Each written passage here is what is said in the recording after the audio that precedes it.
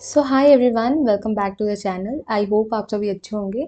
So friends, आज की इस वीडियो में या फिर क्लास में हम लोग एजुकेशन इन इंडिया जो हम कवर कर रहे थे उसको ही आगे कंटिन्यू करेंगे।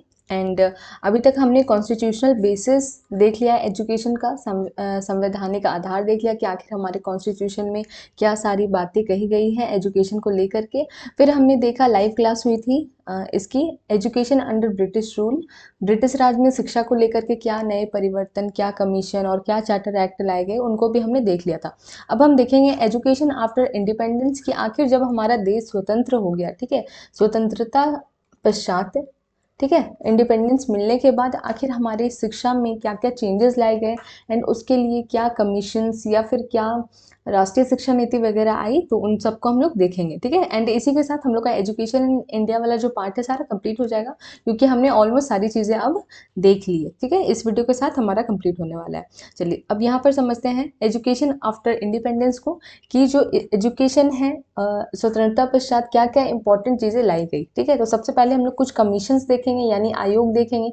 आयोग का गठन किया जाता था, ठीक है, अलग अलग पर्पस के लिए किया गया है, लेकिन मेन उनका क्या था कि जो भारतीय शिक्षा की जो प्रणाली है, यानी कि जो भारत में एजुकेशन सिस्टम है, उसको उस पर क्या करना, रिपोर्ट प्रस्तुत करना। एंड इसमें हम लोग कमीशंस, कुछ 3 कमीशन देखेंगे, राधा कृष्णन, मुदालियर, कोठारी, और हम लोगों के लिए इनमें से इम्पॉर्टेंट है कि ये आखिर कब आया, एंड मेन जो इम्प्लीमेंटेशन इसके बाद हुई वो हम लोगों को ध्यान रखना है। फिर हम देखेंगे एनईपीज, यानी कि राष्ट्रीय शिक्षा नीति, नेशनल एजुकेशन पॉलिसीज, ये भी हम लोग 3 देखेंगे, क्योंकि अभी तक 3 ही आए हैं हमारे। 1968 का हो गया, 1986 का हो गया, 2020 जो हमारा लेटेस्ट वाला है उसको भी हम लोग देखेंगे। फिर एनसीएफ, यानी कि नेशनल करिकुलम फ्रेमवर्क 2005 2023, इन दोनों को के बारे में भी जानेंगे। एंड उसके बाद कुछ अदर हम लोग देखेंगे, आरटीई एक्ट जैसे हो गया हमारा, राइट टू एजुकेशन एक्ट, सर्व शिक्षा अभियान के बारे में जानेंगे, एमडीएम, मिड डे मील के बारे में जानेंगे, कुछ एजुकेशनल फैक्ट्स भी हम लोग कवर कर लेंगे। ओके, तो आगे बढ़ते हैं अब हम लोग। हाँ, सबसे पहले कमीशन से स्टार्ट करने जा रहे हैं, राधा कृष्णन कमीशन। राधा कृष्णन कमीशन में यहाँ पे आप लोग देखोगे, इसे हिंदी में राधा कृष्णन आयोग कहेंगे, कमीशन का हिंदी क्या होता है, आयोग होता है। ठीक है, ये हमारा जब स्वतंत्रता हमें मिली थी ना 1947 में, जब हमें स्वतंत्रता मिली, एंड उसके जस्ट बाद का जो पहला पहला स्वतंत्र कह सकते हैं, स्वतंत्रता पश्चात पहला जो आयोग शिक्षा के लिए बैठाया गया, वो क्या था, हमारा राधा कृष्णन कमीशन था। 1948 और 49 में इसको लाया गया था। इसके अध्यक्ष राधा कृष्णन जी थे, इसी पर नाम क्या पड़ गया इसका, राधा कृष्णन कमीशन पड़ गया। ठीक है, बाय गवर्नमेंट ऑफ इंडिया, यानी कि अब ब्रिटिश राज क्या हो गया, खत्म हो गया है, एंड उसके बाद गवर्नमेंट ऑफ इंडिया के द्वारा इस कमीशन को बैठाया गया था भारतीय यूनिवर्सिटी एजुकेशन पर रिपोर्ट प्रस्तुत करने हेतु। एंड इसने जो राधा कृष्णन कमीशन है, ठीक है, ये जो आयोग है वो यूनिवर्सिटी एजुकेशन पर इसने बात की थी। यूनिवर्सिटी एजुकेशन आप लोग समझ रहे होंगे, विश्वविद्यालय शिक्षा को लेकर के इसने रिपोर्ट क्या की थी, प्रस्तुत की थी। एंड इसकी जो मुख्य जो बातें हैं वो हम लोग यहाँ से ध्यान रखेंगे कि यूजीसी, जो आप लोग देखते हो नेट वगैरह का एग्जाम जो करवाती है, ये जो यूजीसी है, यूजीसी की स्थापना 1956 में इसके बाद ही की गई थी, इसकी रिपोर्ट प्रस्तुत करने के बाद की गई थी। यूनिवर्सिटी ग्रांट कमीशन इसे कहते हैं हम लोग। फिर उसके बाद विश्वविद्यालय शिक्षा को समवर्ती सूची, कंकरेंट लिस्ट में रखने की बात की गई थी। ठीक है, तो क्योंकि ये विश्वविद्यालय यानी कि यूनिवर्सिटी पर था, ठीक है, तो सबसे पहला जो कार्य इसने किया वो यूजीसी की स्थापना कर दी, और दूसरी बात इसने क्या करी कि जो विश्वविद्यालय शिक्षा है उसको समवर्ती सूची में रखा जाए। ठीक है, तो हमारे कॉन्स्टिट्यूशन में 3 तरह की सूचियां होती है, एक राज्य सूची हो गया हमारा, एक समवर्ती सूची हो गया, एक क्या कहते हैं उसे, केंद्र सूची कहते हैं। ठीक है, तो इन तीनों में ही क्या देखते हैं हम कि समवर्ती सूची जो है, इसका राज्य सूची का मतलब क्या हो गया, जिस पर सिर्फ राज्य कानून बनाती है। ठीक है, केंद्र सूची क्या हो गया हमारा, जिस पर सिर्फ केंद्र हमारी बनाती है जितने भी कानून है। और समवर्ती सूची क्या हो गई, जिसमें राज्य और केंद्र दोनों मिलकर के बनाते हैं। तो इस पर बात कही गई थी। ठीक है, तो यहाँ पर आप लोगों को एक नोट ध्यान रखना है कि जो एजुकेशन है, जो शिक्षा है हमारा, वो किस सूची का विषय है, ये है समवर्ती सूची का विषय। ठीक है, इस पर केंद्र और राज्य दोनों ही क्या कर सकते हैं, कानून बना सकते हैं। तो ये पॉइंट भी वन लाइनर की तरह आप लोग ध्यान रखोगे। तो यहाँ पे हमारा कंप्लीट हो गया ये राधा कृष्णन कमीशन। डेट ध्यान रखना है 1945 48 टू 49। ठीक है, स्वतंत्रता के पश्चात सबसे पहला आयोग यही था, यूजीसी की स्थापना। एंड साथ में एक पॉइंट ध्यान रखेंगे कि एजुकेशन किस में आता है, शिक्षा किस में आता है, हमारा समवर्ती सूची में आता है। ठीक है, नेक्स्ट हम लोग चलते हैं मुदालियर कमीशन पर, काफ़ी छोटा है, तो बस हमें मोस्टली इसकी डेट और इसका पर्पस याद रखना है। मुदालियर कमीशन जो है वो कब आया था? 1952-53 में आया था। सेकेंडरी एजुकेशन कमीशन पर कमीशन भी कहते हैं इसे, क्या कहते हैं? सेकेंडरी एजुकेशन कमीशन भी कहते हैं, क्योंकि ये सेकेंडरी एजुकेशन के लिए लाया गया था। जैसे यूनिवर्सिटी वाला कौन सा था, हो गया राधा कृष्ण कमीशन हो गया, इसी तरह सेकेंडरी एजुकेशन के लिए क्या था? मुदालियर कमीशन था। ठीक है, वन लाइनर जैसे याद रख लेना। अध्यक्ष इसके कौन थे? लक्ष्मण स्वामी मुदालियर थे, इसलिए इसका नाम ये रखा गया। फिर उसके बाद मेन जो मुख्य जो इसका बात जो मुख्य इम्प्लीमेंटेशन हुआ इसके बाद, ये था बहुउद्देशीय स्कूल की इसने क्या करी थी? बात करी थी। बहुउद्देशीय स्कूल यानी कि जो बच्चा है स्कूल में आ रहा है तो सिर्फ उसे स्टडी या फिर सब्जेक्ट्स तक ही लिमिट ना रखा जाए, उसे क्या किया जाए? एक्स्ट्रा करिकुलर एक्टिविटीज़ में भी परफॉर्म करवाया जाए, या फिर अदर कोर्सेज भी रखे जाएं जो कि अदर देन जो टेक्निकल सब्जेक्ट्स होते हैं, अदर देन जो मेन सब्जेक्ट होते हैं उसके अलावा हो। ठीक है, तो ये कुछ 3-4 बातें थी जो आप लोग मुदालिर कमीशन से याद रख सकते हो। 1952-53 में ये आया, सेकेंडरी एजुकेशन कमीशन था, और मेन जो चीज़ इसने करी वो क्या था? मल्टीपर्पज स्कूल की बात करी थी। ठीक है, आगे बढ़ते हैं अब हम लोग। आगे हमारा क्या है? कोठारी कमीशन। कोठारी कमीशन ये आखिर कब आया? ये अब थोड़ा सा हमारे लिए ज़्यादा इंपॉर्टेंट हो जाता है। कब आया? 1964-66 में ये आया था। ठीक है, इसके अध्यक्ष कौन थे? DS कोठारी थे, इसलिए कोठारी कमीशन इसका नाम रखा गया। फिर उसके बाद इसे क्या कहा जाता है? राष्ट्रीय शिक्षा आयोग भी कहा जाता है। ठीक है, तो ये पॉइंट मान लो एक वन लाइनर जैसा आपको पूछ ले कि किसे राष्ट्रीय शिक्षा आयोग भी कहा जाता है, तो हमारा क्या हो जाएगा? कोठारी कमीशन हो जाएगा। क्यों बोला जाता है राष्ट्रीय शिक्षा आयोग? क्योंकि जो नेशनल एजुकेशन पॉलिसी 1968 वाली जो आई वो किस पर बेस्ड थी? कोठारी कमीशन पर बेस्ड थी। तो दूसरा क्वेश्चन क्या बन सकता है कि जो NEP 1968 थी वो किस पर बेस्ड था? हमारा कोठारी कमीशन पर बेस्ड था। ठीक है, तो इसकी जो मुख्य बातें हैं वो हमें ध्यान रख लेनी है। यहाँ पर जो मेन बात है वो क्या है कि इसने 10+2+3 का सिस्टम इंट्रोड्यूस करा था। ठीक है, 10+2+3 क्या होता है? जैसे 1 to 10 क्लास वाला 10 में आ गया। ठीक है, फिर 2 जिसकी बात करें वो हो जाता था हमारा 11-12, जिसमें कि हमें कोई स्ट्रीम चूज करना पड़ता है, जैसे आर्ट्स हो गया, साइंस हो गया, कॉमर्स हो गया। ठीक है, उसके बाद 3 क्या हो गया? ये ग्रेजुएशन का टाइम होता था हमारा। ठीक है, तो 1968 में सबसे पहली बार 10+2+3 की बात की गई। 3 लैंग्वेज फार्मूला भी इसमें दिया गया। उसके बाद कॉमन एजुकेशन सिस्टम की सभी का जो एजुकेशन सिस्टम है, यानी कि ये 10+2+3 वाला, ये सब में फॉलो होना चाहिए। ठीक है, और 3 लैंग्वेज फार्मूला को एक बार समझ लेते हैं कि आखिर ये 3 लैंग्वेज फार्मूला क्या होता है। इसमें बात की गई कि आखिर जो बच्चों को पढ़ाया जाएगा तो उसका मीडियम क्या रखा जाए। ठीक है, तो इसमें इन्होंने 3 लैंग्वेज सजेस्ट किया था। फर्स्ट लैंग्वेज जो है वो मातृभाषा या क्षेत्रीय भाषा होगी, मदर टंग जिसे कहेंगे। और सेकंड लैंग्वेज इसमें रखा गया एक भारतीय भाषा को, यानी इसमें रखा गया हिंदी को। उसके बाद थर्ड लैंग्वेज जो हो गया हमारा कोई मॉडर्न या फिर विदेशी भाषा, इसमें हमारा क्या आ गया? इंग्लिश आ जाता है। ठीक है, तो ये लेबल बाय लेबल क्या किया जाता है? इन लैंग्वेजेस का इस्तेमाल किया जाता है। जैसे मान लो कि कोई बच्चा है इनिशियल स्टेज में, तो उसको मातृभाषा या फिर उसकी क्षेत्रीय भाषा में पढ़ाई जाएगी। ठीक है, जैसे मान लो कि हमारे साइड में खोटा ज़्यादा फेमस है, तो खोटा अगर बच्चा इसी से समझ पा रहा है तो इसी के साथ उसको अदर लैंग्वेजेस से क्या किया जाएगा? इंट्रोड्यूस करवाया जाएगा। तो 3 लैंग्वेज फार्मूला 1968 में इसकी बात की गई थी। ठीक है, ओके। ओके, तो यहाँ पे अब मैं ये कर रही हूँ ना।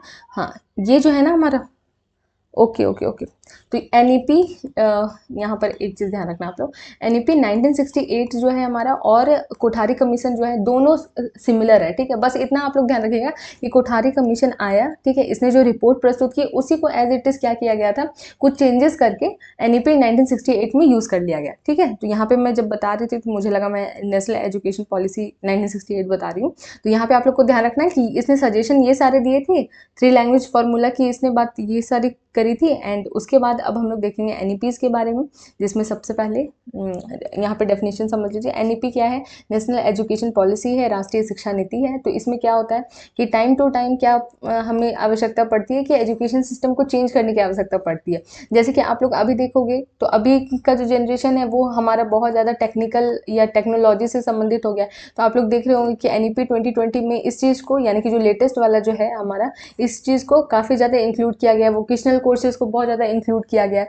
तो टाइम टू टाइम जो भी चेंजेस नीडेड होते हैं, ठीक है, अकॉर्डिंग टू सिचुएशंस जो चेंजेस नीडेड हैं हमारे एजुकेशन सिस्टम में, तो उसके लिए टाइम टू टाइम NEPs बनाई जाती हैं। एंड अभी तक 3 NEP बनाई गई है। ठीक है, भारत में समय समय पर शिक्षा की स्थिति बेहतर बनाने के लिए राष्ट्रीय शिक्षा नीति लाई जाती है।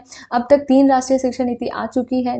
NEP 1968, NEP 1986, फिर हमारा NEP 2020। ठीक है, तो अभी तक जब तक 2020 अभी देखिए ये इम्प्लीमेंट किया जा रहा है, ठीक है। जब तक ये इम्प्लीमेंट नहीं हुआ था तब उससे पहले क्या चल रहा था हमारा NEP 1986 चल रहा था, ठीक है। चलिए आगे बढ़ते हैं अभी के लिए। NEP 1968, ठीक है। तो ये जो हमने कोठारी कमीशन पढ़ा बहुत कुछ सिमिलर है, उसी के जैसा ही है। तो फर्स्ट शिक्षा नीति है हमारी, ये 1968 इंदिरा गांधी सरकार के टाइम में आई थी, कोठारी कमीशन पर आधारित थी, ठीक है, जो हमने ऊपर डिस्कस कर लिया अभी। फिर उसके बाद मुख्य बात इसकी क्या है, 10+2+3 की समीक्षा, जो कि हमने कोठारी कमीशन में देखा। 6 से 14 वर्ष के बच्चों को निःशुल्क और अनिवार्य शिक्षा दी जाए, इसकी भी बात इसमें की गई थी, ठीक है।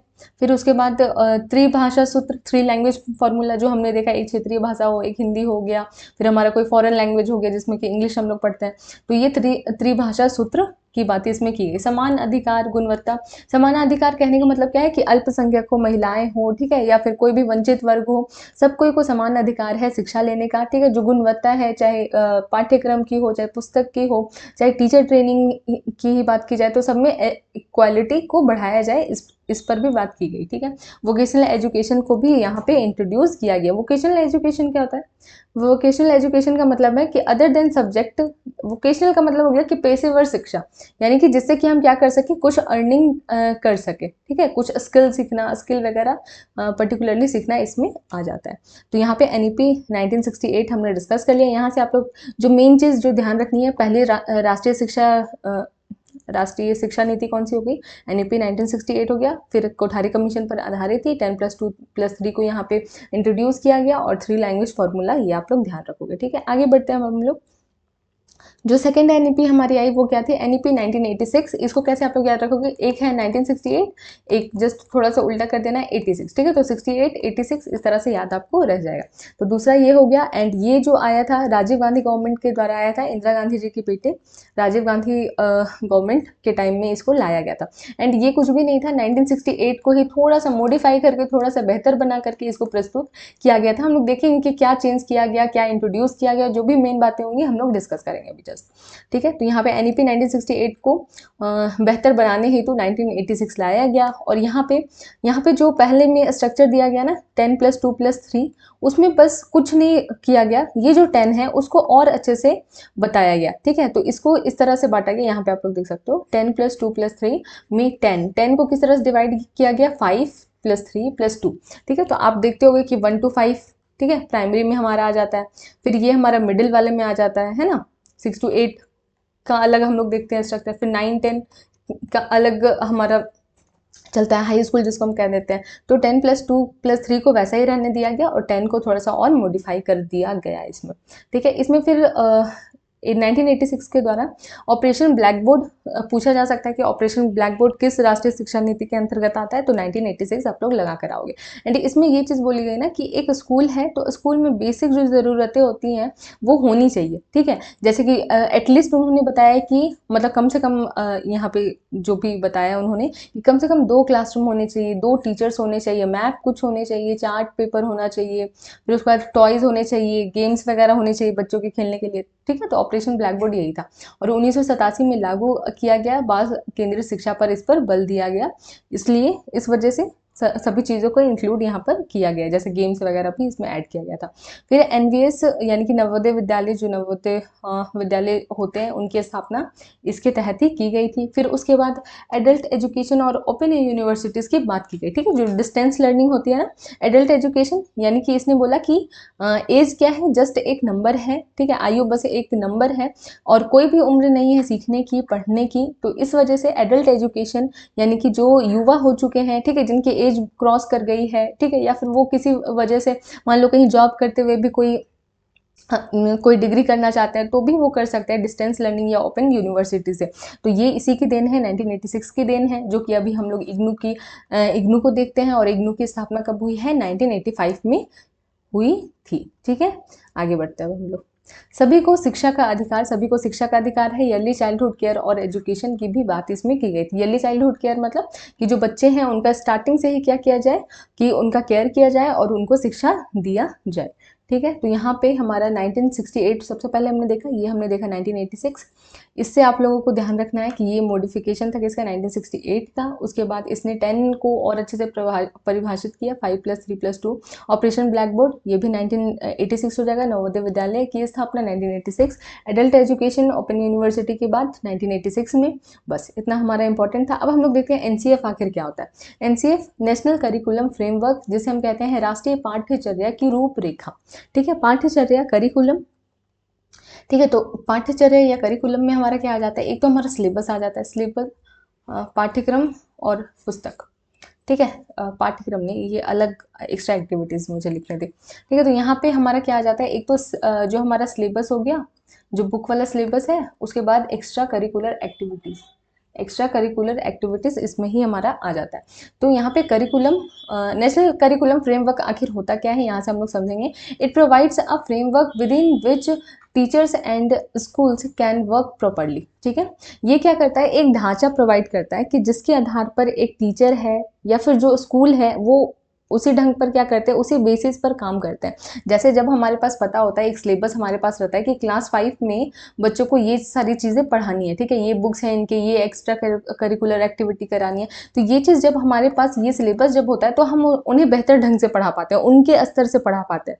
तो एनसीएफ क्या हो गया हमारा, कि एक फ्रेमवर्क है, ठीक है, जिसके अंदर में रह करके कोई स्कूल या फिर टीचर अपना कार्य करते हैं, या एक ढांचा प्रदान करता है जिसके अंतर्गत शिक्षक व विद्यालय अच्छे से बच्चे को शिक्षा दे सकते हैं। ठीक है, तो करिकुलम, नेशनल करिकुलम फ्रेमवर्क ये होता है जब तक 2020 वाला एनईपी 2020 इम्प्लीमेंट नहीं हुआ था, तब तक जो एनसीएफ हमारा चल रहा था वो 2005 वाला चल रहा था। ठीक है, तब तक क्या कौन वाला चल रहा था, 2005 वाला चल रहा था। ठीक है, लेकिन अभी जब प्रेजेंट में एनईपी 2020 को लागू किया जा रहा है, तो हमारा जो एनसीएफ है वो कौन सा है, नेशनल करिकुलम फ्रेमवर्क 2023 वाला है। ठीक है, तो अगर आपसे पूछे कि प्रेजेंट में कौन सा नेशनल करिकुलम फ्रेमवर्क है, तो 2023, ये आप लोगों को ध्यान रखना है। इससे पहले 2005 वाला होता था। ठीक है, आगे बढ़ते हैं अब हम लोग एनईपी 2020 इसको समझेंगे। एनईपी 2020 यानी कि राष्ट्रीय शिक्षा नीति 2020। ठीक है, ये सबसे लेटेस्ट है और अभी इसको क्या किया जा रहा है, इम्प्लीमेंट किया जा रहा है। ठीक है, ये किस समिति की सिफारिश पर किया गया था, बहुत इंपॉर्टेंट क्वेश्चन आपका अगर बनेगा तो ये काफ़ी इंपॉर्टेंट क्वेश्चन है इस टॉपिक से आपका, के कस्तूरी रंगन समिति की सिफारिश पर इसे बनाया गया था। और इसका जो मेन जो भी कार्य था उसको अभी हम लोग देखेंगे।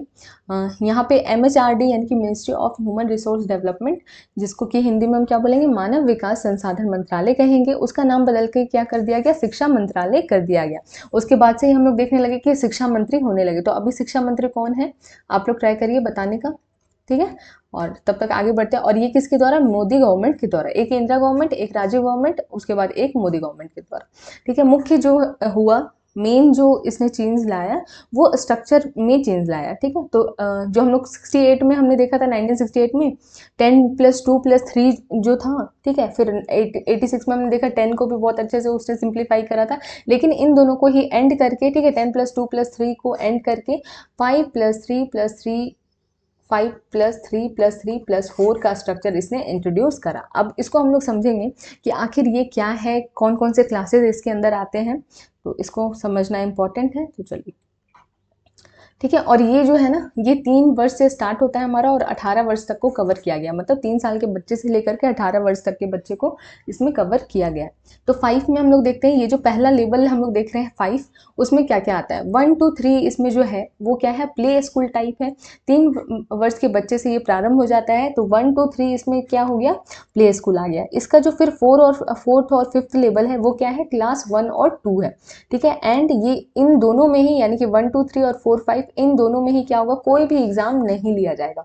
ठीक है, कोई भी एग्जाम नहीं लिया जाएगा। यहाँ पे लर्निंग विदाउट बर्डन को बहुत ज़्यादा क्या किया गया है कि प्रायोरिटी दी गई है कि जो छोटे बच्चे हैं वो खेल खेल में सीखे और उन पर कोई भी एग्जाम का कोई भी प्रेशर ना हो। तो यहाँ पे प्ले स्कूल टाइप 1 2 3 हो गया और 4 5 क्या हो गया, क्लास 1 और 2, यहाँ से क्लासेस की स्टार्ट हो गई। ठीक है, अब 5 तो हमने समझ लिया, 1 2 3 प्ले स्कूल, 4 5 में क्या हो गया, क्लास 1 2 आ गया। फिर उसके बाद 3 हम लोग समझते हैं, 5+3+3 3+4 है ना, तो ये हमने समझ लिया। अब 3 को समझते हैं। 3 में आगे क्लासेस कंटिन्यू होंगे, क्लास 3, 4, 5। 3 में आ गया हमारा 3 है तो 3 से ये स्टार्ट होगा, तो इस तरह से आप लोग ध्यान रख सकते हो, ठीक है। 3, 4, 5 से ये प्रिपरेटरी स्टेज है, आगे के एग्जाम्स मतलब यहाँ से क्या होगा, एग्जाम क्या हो जाते हैं, स्टार्ट हो जाएंगे। यानी कि अगर आपसे पूछे कि NAP 2020 में जो एग्ज़ाम है वो कब से स्टार्ट होगा, तो क्लास 3 से स्टार्ट हो जाएगा, ठीक है। फिर उसके बाद एक और 3 हम देख रहे हैं। ये 3 क्या है, फिर आगे की क्लासेस है 6, 7, 8 है, जिसमें कि सब्जेक्ट तो पढ़ाया जाएगा, साथ में वोकेशनल कोर्स यानी कि कुछ स्किल डेवलपमेंट वाले भी कोर्सेज यहाँ पर होंगे, ठीक है। फिर 4th जो हमारा आ गया, 4th क्या है हमारा, क्लास 9, 10, 11, 12 ये सारे आ गए 4th लेवल पे। एंड यहाँ पर जो स्ट्रीम होता है, संकाय होता है, उसको हटा दिया गया। यानी कि मुझे साइंस लेकर पढ़ना है, आर्ट्स लेकर पढ़ना है या कॉमर्स लेकर पढ़ना है, जो ये कन्फ्यूज़न होती थी उसको हटा दिया गया, ठीक है। एंड इस चीज़ में ये बहुत ही कह सकते हैं बेहतर मॉडिफिकेशन किया गया हमारे स्ट्रक्चर में, ठीक है, एजुकेशन सिस्टम में। क्योंकि इससे क्या हो गया ना कि अब मान लो कि कोई साइंस लेकर के पढ़ने वाला बच्चा है, अगर उसको हिस्ट्री में इंटरेस्ट है ना, तो वो हिस्ट्री का भी सब्जेक्ट साथ में ले सकता है। लेकिन पहले या अभी तक क्या हो रहा था कि अगर हम साइंस स्ट्रीम ले रहे हैं तो हम बिल्कुल आर्ट्स सब्जेक्ट को बिल्कुल टच नहीं कर सकते थे, या फिर जो आर्ट्स का बच्चा है वो चाह करके भी कॉमर्स नहीं पढ़ सकता था। लेकिन यहाँ पे अब क्या हो गया, इंटरडिसिप्लिनरी चीज़ को लाया गया है, जिससे कि क्या होगा कि अब स्ट्रीम को बिल्कुल हटा दिया गया कि आपको कोई संकाय नहीं चूज़ करना पड़ेगा। आप अपने अकॉर्डिंग जो भी आपके इंटरेस्ट का सब्जेक्ट है आप उस तरह से चूज़ कर सकते हो, ठीक है। और एग्ज़ाम्स जो हैं वो सेमेस्टर वाइज यहाँ पर कर दिए गए, ठीक है। आगे बढ़ते हैं अब हम लोग। हाँ, और ये चीज़ हम लोग को ध्यान रखना है, इंपॉर्टेंट क्वेश्चन ये भी बन सकता है कि 3 से 18 वर्ष के बच्चों तक को इसमें क्या किया गया है, इंक्लूड किया गया है। NEP 2020 स्टार्ट करने वाला फर्स्ट स्टेट कौन सा है, ठीक है। तो कुछ आंसर ध्यान रखना है, कर्नाटका हो जाएगा हमारा। फिर NEP 2020 के अनुसार शिक्षा पर GDP कितना % खर्च किया जाएगा, मतलब GDP जिसको हम क्या कहते हैं, ग्रॉस डोमेस्टिक प्रोडक्ट कहते हैं, सकल घरेलू उत्पाद का कितना खर्च किया जाएगा, 6% खर्च किया जाएगा। तो इसको भी वन लाइनर की तरह याद रखेंगे। आगे बढ़ते हैं अब हम लोग।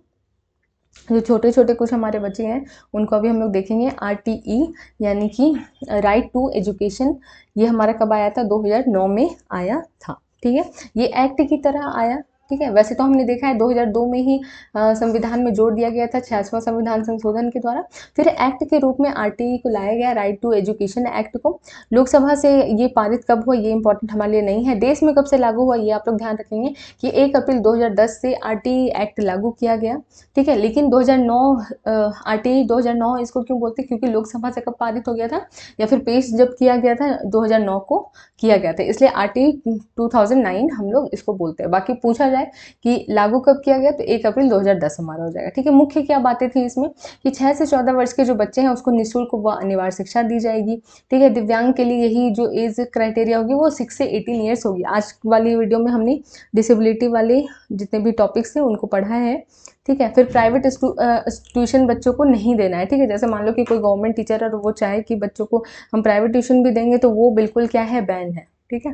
फिर शारीरिक दंड यानी कि फिजिकल जो हम पनिशमेंट देते हैं वो बॉडीली पनिशमेंट बच्चों को नहीं देना। आयु के अनुसार क्या किया जाएगा, बच्चों का एडमिशन करवाया जाएगा। EWS के लिए 25% आरक्षण, यानी कि EWS जो आप लोग जान रहे होंगे, इकोनॉमिक वीकर सेक्शन, ठीक है। तो उनको क्या किया जाएगा, 25% का आरक्षण दिया जाएगा किसी भी स्कूल में, ठीक है। उसके बाद हम लोग देखते हैं 8th क्लास तक बच्चों को क्या करना है, फेल नहीं करना है, RTE एक्ट में बात की गई, ठीक है। और क्या बोला गया कि 1 to 5 जो स्कूल है वो क्या होना चाहिए, 1 किलोमीटर के अंदर होना चाहिए, और 6 to 8 का जो स्कूल है वो 3 किलोमीटर के अंदर होना चाहिए। 1 to 5 जो स्कूल है वो कम से कम 200 दिनों तक चले, एंड 6 to 8 जो स्कूल है वर्किंग डेज कम से कम कितना होना चाहिए, 220 डेज होना ही चाहिए, ठीक है। तो ये हमने यहाँ तक देख लिया, RTE को अच्छे से समझ लिया। अब आगे हम लोग 1-2 टॉपिक कुछ और देखेंगे एंड एजुकेशनल फैक्ट्स को भी देखेंगे। तो बढ़ते हैं आगे। अब हम लोग देखेंगे SSA यानी कि सर्व शिक्षा अभियान। ओके,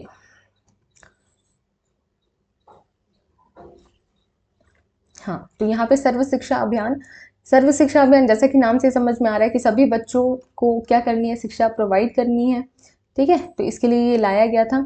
सभी बच्चों को शिक्षा से जोड़ा जाए, इसके लिए या कार्यक्रम चलाया गया। ठीक है, इसका लक्ष्य, मेन लक्ष्य क्या था, प्राथमिक शिक्षा का सार्वभौमिकरण, यानी कि जो 6 से 14 वर्ष के जो बच्चे हैं ना, प्राथमिक शिक्षा जिसको हम लोग बोल रहे हैं, तो वो क्या हो कि हर बच्चे को वो मिले। ठीक है, सार्वभौमिकरण यानी कि सबको शिक्षा मिले, उसी पर आधारित है ये यूनिवर्सलाइजेशन ऑफ एलिमेंट्री एजुकेशन, यानी कि 6 से 14 वर्ष के सभी बच्चे, यानी सभी तबके के बच्चे, कोई भी डिफरेंस ना हो, उनमें कोई भेदभाव ना किया जाए, डिस्क्रिमिनेशन ना हो, तो निःशुल्क और अनिवार्य शिक्षा उनको देनी है। यही बात इसमें भी की गई है। इसके टाइम में ये सर्व शिक्षा अभियान लाया गया था, अटल बिहारी वाजपेयी जी के काल में लाया गया था। 2011 में इसे लॉन्च किया गया था, 2001 में लॉन्च किया गया था सर्व शिक्षा अभियान को। तो बस आपको ये डेट याद रख लेनी है, ईयर याद रख लेना है, और ये वाला पॉइंट आप लोग थोड़ा याद रखोगे। प्राथमिक शिक्षा का सार्वभौमिकरण ये किस में लाया गया, सर्व शिक्षा अभियान में लाया गया। अब देखते हैं संवैधानिक आधार, हमने ये इसको डिस्कस कर ही लिया था कि 66वां संविधान संशोधन 2002। ठीक है, तो ये सर्व शिक्षा अभियान जो आया ना, ठीक है, इसको संवैधानिक आधार किससे मिला, इस संशोधन से मिला। ठीक है, जो कि 2002 में हम लोग देख रहे हैं कि इसको इम्प्लीमेंट कर दिया गया और इसे क्या बना दिया गया, मौलिक अधिकार बना दिया गया। सब पढ़े सब बढ़े, इसका क्या था, मोटो लाइन था, लक्ष्य जो एक लाइन बनाया जाता है, वो सब पढ़े सब बढ़े था। ठीक है, पढ़े भारत ये भी क्या है, सर्व शिक्षा अभियान का ही एक प्रोग्राम था। ये पेंसिल पर हम लोग देखते हैं ना, सर्व शिक्षा अभियान, जो 2 बच्चे बैठे रहते हैं। ठीक है, तो ये इसका आइकन हो जाता है। बुक्स, यूनिफॉर्म्स, इंफ्रास्ट्रक्चर, गुणवत्तापूर्ण शिक्षा, इन सब की बात की गई कि फ्री बुक्स भी मिलेंगे, फ्री यूनिफॉर्म, इंफ्रास्ट्रक्चर, जैसे कि हम लोग गवर्नमेंट स्कूल्स में देखते हैं कि 6 से 14 वर्ष के बच्चों को सारी चीज़ें क्या मिलती है, फ्री ऑफ कॉस्ट मिलती हैं। फिर उसके बाद स्टूडेंट टीचर का जो रेशियो बताया गया वो कितना होना चाहिए, 1 पर 40 बच्चे होने चाहिए। ठीक है, कि 40 स्टूडेंट है तो एक ही टीचर हो। ठीक है, 40 स्टूडेंट पर एक टीचर हो। एमडीएम अब हम लोग समझते हैं। ठीक है, यहाँ पे हमने आरटीई और सर्व शिक्षा अभियान देख लिया। अब एमडीएम समझेंगे। एमडीएम आखिर क्या है, मिड डे मील है। ठीक है, मध्याह्न भोजन योजना। ठीक है, तो आपने देखा होगा कि 8 तक क्लासेस में क्या होती हैं कि जो बच्चे हैं उनको क्या किया जाता है कि लंच के टाइम में खाना जो है वो सरकार प्रोवाइड करवाती है। ठीक है, स्कूल्स में होता है ना मिड डे मील। शुरुआत इसकी कब हुई थी, 1995 में हुई थी, या फिर पर्टिकुलरली डेट की बात की जाए तो 15 अगस्त 1995 में हुई थी। कक्षा 1 से 8 तक के बच्चों को पका हुआ भोजन देना। ठीक है, यही इसकी योजना थी। एंड इसका मेन पर्पस क्या था कि एक तो बच्चे स्कूल्स में आने के लिए अट्रैक्ट हो भोजन की वजह से, और दूसरा क्या हो कि उनकी जो न्यूट्रिशनल नीड है, ठीक है, पोषक जो उनकी ज़रूरत है वो भी क्या हो, उनकी पूरी हो। क्योंकि बहुत ज़्यादा गरीब बच्चे जो होते हैं वो काफ़ी ज़्यादा क्या होते थे, कुपोषण के शिकार होते थे। तो जब सरकार ने इस चीज़ को यहाँ पे इम्प्लीमेंट करा एमडीएम को, तो उन्होंने क्या बोला कि इससे क्या होगा कि एक तीर और 2 निशाने वाली जो चीज़ है वो यहाँ पर होने वाली थी। ठीक है, यहाँ पे देखते हैं भूख, और लक्ष्य क्या था इसका, भूख और कुपोषण समाप्त करना, स्कूल में नामांकन को बढ़ाना, समाजीकरण को बढ़ावा देना। अब यहाँ पे ये वाला पॉइंट को इम्पॉर्टेंट है। तो पहले के टाइम में जब जैसे 1995 में ये चीज़ लाई गई, ठीक है, तो आप लोग समझ सकते हो कि उस टाइम में, अभी तो हम लोग बहुत ही क्लियरली देखते हैं कि ये सारी चीज़ें हैं नहीं। ठीक है, कि कास्ट को लोग अब उतना ज़्यादा नहीं मानते हैं, सभी बच्चे एक जगह बैठ कर पढ़ते हैं। लेकिन इस चीज़ की शुरुआत इसी के साथ, या फिर जो क्लासेस वगैरह सरकारी स्कूल बनने लगे उसी के साथ हुई है। ठीक है, जब एक स्कूल में सभी बच्चे क्या होते हैं, साथ मिल करके बैठते हैं, तो उनका क्या होता है, समाजीकरण होता है। एक कास्ट के लोग दूसरे कास्ट के लोगों से क्या करते हैं, बात व्यवहार जो बच्चे होते हैं वो करते हैं। तो यही सारी जो बेसिक जो चेंजेस आ रही है ना, वो स्कूल से ही स्टार्ट होती है। ठीक है, महिलाओं को रोजगार देना, तो एमडीएम में जो महिलाएं कार्य करेंगी, ठीक है, तो उनको भी क्या मिलता है, इससे रोजगार मिलता है। तो ठीक है, भूख और कुपोषण को समाप्त करना, ये सारा कुछ इसका वो था। अब गुणवत्तापूर्ण इनको क्या देना है कि खाना देना है, तो एक मार्क गुणवत्ता वाली वस्तुओं का ही इसमें क्या किया जाता है, यूज़ किया जाता है एमडीएम में। ठीक है, पहला राज्य जिसने इसको इम्प्लीमेंट किया था, इसके आने से भी पहले, यानी कि एमडीएम जो आया था 1995 में, उससे पहले से ही तमिलनाडु का क्या नाम लिखा है, तिरुनेलवेली जिला यहाँ पे किया जा रहा था। ठीक है, 1956 से। ठीक है, वर्तमान नाम जो है इसका क्या है, पीएम पोषण योजना है। पीएम पोषण योजना अब मिड डे मील का न्यू नाम है, अब इसे पीएम पोषण योजना ही कहा जाता है। ठीक है, तो यहाँ पे एमडीएम के बारे में हमने मेन बातें देख ली। अब हम लोग आगे बढ़ते हैं एजुकेशनल फैक्ट्स कुछ हैं जो अभी हम लोग देखेंगे। भारत के पहले शिक्षा मंत्री, ये क्वेश्चन पूछा जा चुका है, मौलाना अबुल कलाम आज़ाद। ये आप लोगों को ध्यान रखना है, वन लाइनर है सारे। भारत के वर्तमान शिक्षा मंत्री कौन है? धर्मेंद्र प्रधान है। ठीक है। भारत की पहली महिला शिक्षिका किसको माना जाता है? सावित्री बाई फुले को कहा जाता है। फिर उसके बाद एनसीईआरटी हम लोग देखते हैं। NCERT national council of educational research and training, राष्ट्रीय शैक्षिक अनुसंधान और प्रशिक्षण परिषद। ये आप लोग इसकी फुल फॉर्म याद रखोगे। कब स्थापना हुई थी? 1961 में हुई थी। और ये क्या है? यह एक स्वायत्त संगठन है, ठीक है, जो स्कूली शिक्षा में गुणात्मक सुधार के लिए नीतियों एवं कार्यक्रमों पर केंद्र और राज्य सरकारों की सहायता और सलाह देता है। ठीक है। तो एनसीईआरटी की बुक्स भी हम लोग देखते हैं, और एनसीईआरटी क्या करती रहती है? टाइम टू टाइम सजेशन देते रहती है सरकार को कि और भी बेहतर सुधार किया जा सके एजुकेशन सिस्टम में। फिर उसी तरह से सीबीएसई हम लोग देखते हैं। सीबीएसई क्या है? Central board of secondary education. इसका फुल फॉर्म हो गया। स्थापना कब हुई थी? 2 जुलाई 1929 में हुई थी। ठीक है। तो इसमें कुछ समझाने जैसा तो है नहीं, बस वन लाइनर है जो कि आप लोगों को याद रखना है। बीएचयू यानी कि बनारस हिंदू यूनिवर्सिटी, इसकी स्थापना कब हुई थी? 1916 में हुई थी। किसके द्वारा हुई थी? मदन मोहन मालवीय के द्वारा। तो ये भी आप लोग बहुत ही अच्छे से ध्यान रखोगे। अब नालंदा कॉलेज, नालंदा विश्वविद्यालय, नालंदा यूनिवर्सिटी। तो भारत में स्थित प्राचीनतम विश्वविद्यालय कौन है? नालंदा विश्वविद्यालय है। स्थापना किसके द्वारा की गई? कुमार गुप्त के द्वारा की गई। और जो पतन है, ठीक है, इसकी स्थापना किसने करवाई थी? कुमार गुप्त ने करवाई थी। गुप्त वंश के शासक थे ये। ठीक है। उसके बाद इसका डिमोलिश यानी कि इसका पतन जिसने जाकर जलाया था, तो ये बख्तियार खिलजी के द्वारा जलाया गया था। ठीक है। तो यहाँ पे कुछ हमारे एजुकेशनल फैक्ट्स हो गए। तो यहाँ पर हमने अच्छे से कंप्लीट कर लिया education in India after independence, स्वतंत्रता के पश्चात जो भी इंपॉर्टेंट पॉइंट्स थे हमने उनको लर्न कर लिया। अब आप लोग क्या करोगे? एक तो पीडीएफ से आप लोग रिवाइज कर सकते हो। अगर आपको फिर से एक बार और अच्छे से माइंड में फीड करना हो तो एक बार और आप डबल स्पीड पे करके इस वीडियो को फिर से देख लेना। एंड अब इसी के साथ आप लोग एक क्वेश्चन बताओगे, बेटी बचाओ बेटी पढ़ाओ से रिलेटेड आप लोगों को जो भी फैक्ट्स पता है ना, वो आप लोग कमेंट सेक्शन में लिखोगे। ठीक है, कि कब लागू किया गया। ठीक है, मेन तो यही है कब लागू किया गया। और अगर आपको कुछ और भी बेटी बचाओ बेटी पढ़ाओ के बारे में पता है तो वो भी आप लोग कमेंट सेक्शन में बता सकते हो। तो इसी के साथ हमारा ये जो आज का क्लास था वो बेसिकली आपका लास्ट क्लास था टीए का। हमारा जो टीचिंग एप्टीट्यूड है वो कंप्लीट हो गया। एंड जो एमसीक्यूज वाली क्लास है वो एक तो होगी ही, क्योंकि हमने थ्योरीज ही इधर करी है, 2-3 दिन से हम थ्योरी ही कर रहे हैं। तो एमसीक्यूज वाली क्लास तो बची हुई है, बाकी ऐसे थ्योरी वाइज आपका सब कुछ कंप्लीट हो चुका है। एंड ठीक है, तो इसी के साथ इस वीडियो को यहीं पर एंड करते हैं। एंड या हिंदी की एक क्लास बची हुई है वो हम कर लेंगे। एंड 20 मार्च से हम स्टार्ट करने जा रहे हैं English and reasoning. So stay tuned for that. Bye bye, take care.